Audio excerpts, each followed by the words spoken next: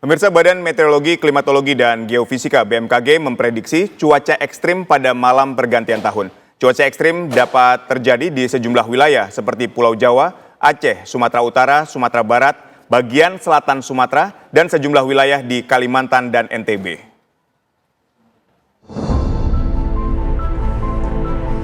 Pada malam pergantian tahun baru 2026, Badan Meteorologi, Klimatologi, dan Geofisika atau BMKG memprediksi sejumlah wilayah di Indonesia akan diguyur hujan.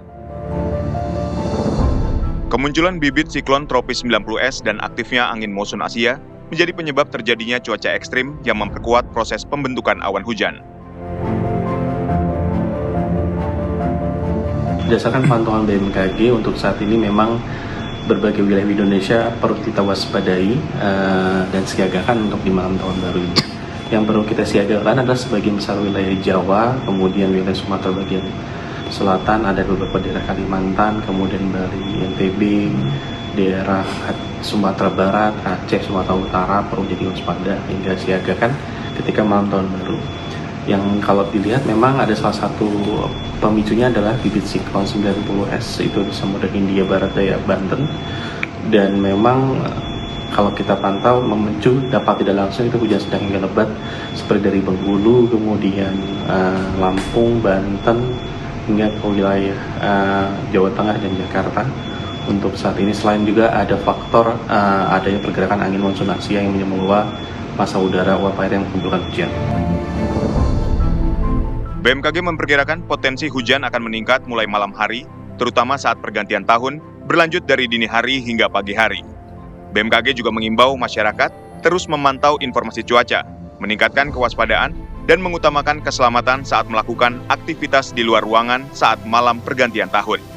Dari Jakarta, Alvin Saputra, Ahmad Syamsuddin, TV One, mengabarkan.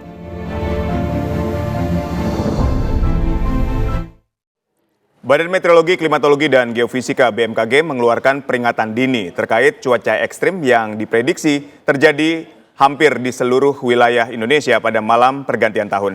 Kondisi ini menuntut kewaspadaan tinggi bagi masyarakat yang hendak merayakan momen malam tahun baru 2026 di luar ruangan.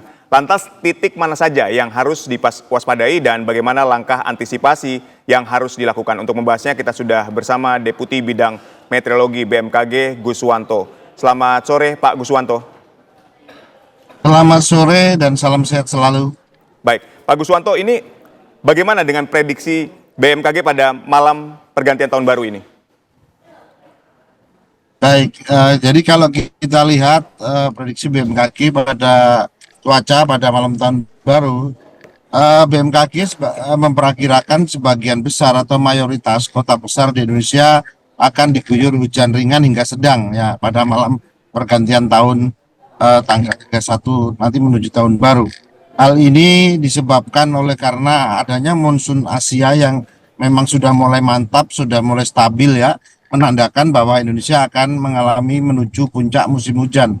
Kemudian di samping itu ada gelombang atmosfer, kita lihat bahwa Madden-Julian Oscillation saat ini ada di posisi kuadran 2, yaitu di Samudra Hindia ya, sebelah barat Indonesia, dan ini akan mensuplai uap air atau peningkatan curah hujan di wilayah Indonesia.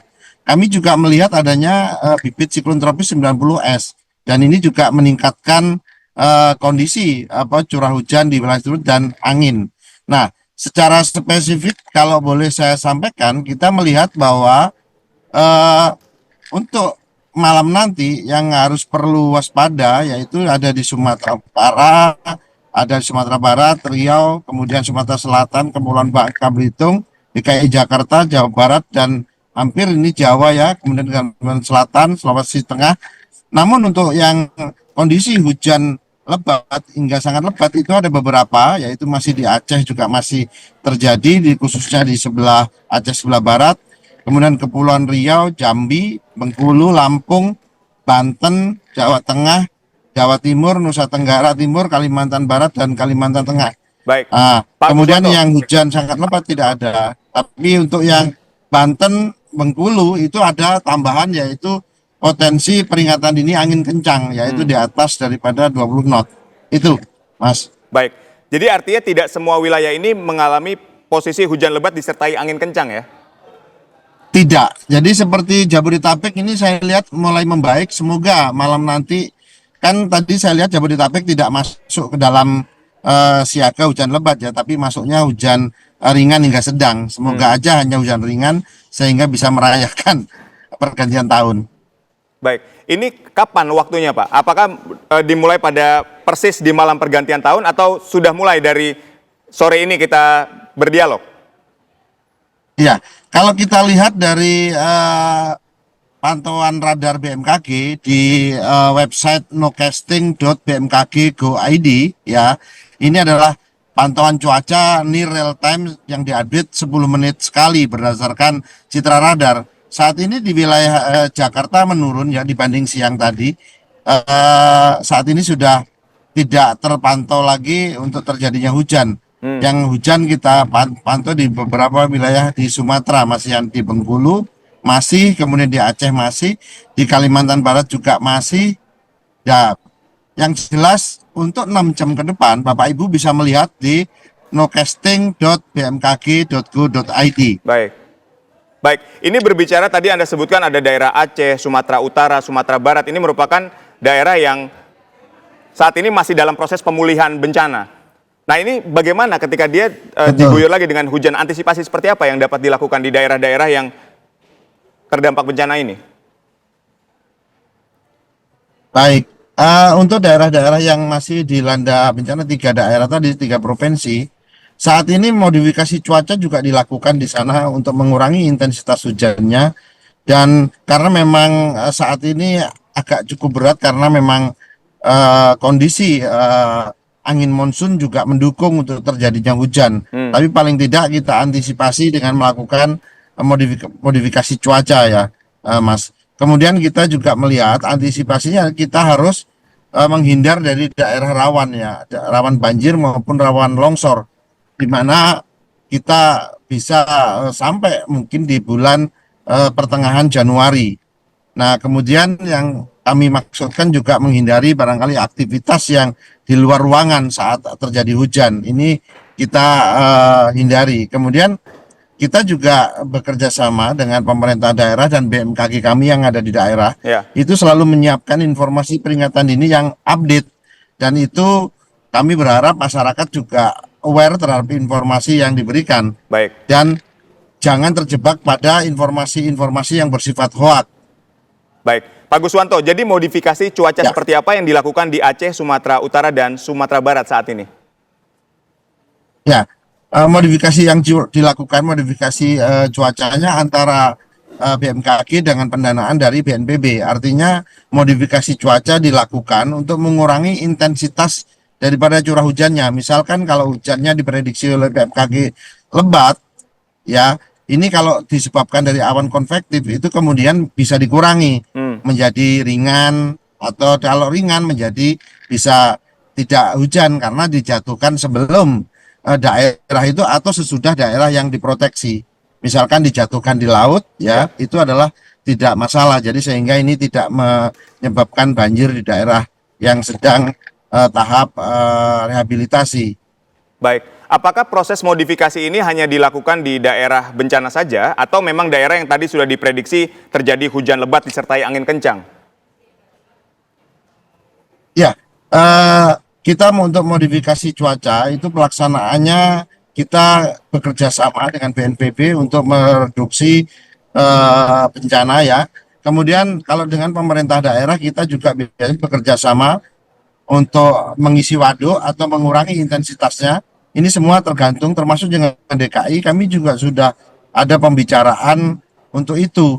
Namun kalau kita lihat apabila jadi atau tidak curah hujannya itu sangat tergantung pada saat kita untuk melakukan persiapan TMC, ya, teknologi modifikasi cuaca. Misalkan kita lihat ya, saat ini di Sumatera Barat itu juga kita lakukan ya OMC-nya ya sampai nanti 5 Januari, 29 Desember hingga 5 Januari. Itu dalam rangka untuk mengurangi intensitas atau keekstriman daripada curah hujan yang akan jatuh di Sumatera Barat. Itu. Baik, sebetulnya kalau kita berbicara soal teknis tapi bahasanya tolong dipermudah sedikit Pak Guswanto. Ini berbicara tadi Anda sebut berkali-kali ada monsun Asia, kemudian ada 90S. Ini sebetulnya seperti apa sih sampai dampaknya akhirnya menyebabkan cuaca ekstrim di hampir seluruh wilayah Indonesia ini? Baik, saya permudah bahwa monsun Asia itu adalah pergerakan udara dingin dari Siberia atau dari Asia menuju Australia yang melalui Indonesia. Khususnya celahnya itu ada di Laut Natuna, kemudian masuk ke Selat Malaka dan menuju ke Pulau Jawa dan masuklah ke dalam Australia. Namun di dalam pergerakannya dia mengandung uap air. Dia banyak uap air, dia sifatnya basah dan lembab.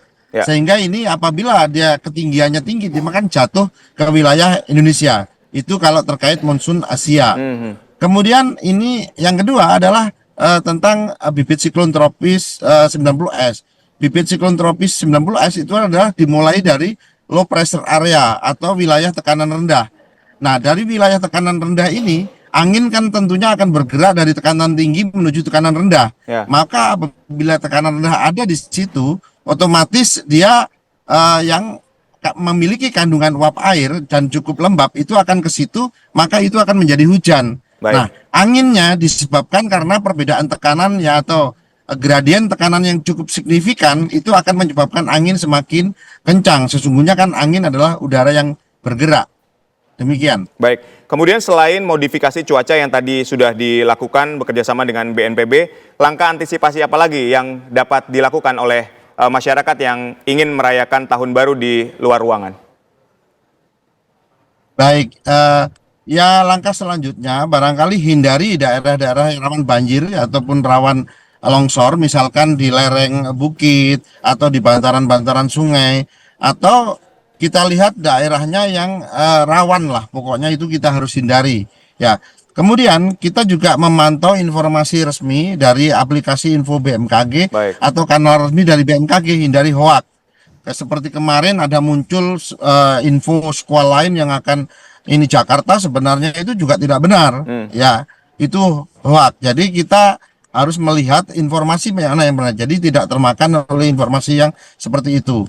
Kemudian untuk lebih detail, tolong bisa melihat informasi di nocasting.bmkg.go.id karena ini perakiraan cuaca paling update untuk 6 jam ke depan. Jadi berbasis radar, update-nya 10 menit sekali. Baik. Dan ini adalah informasinya near real time.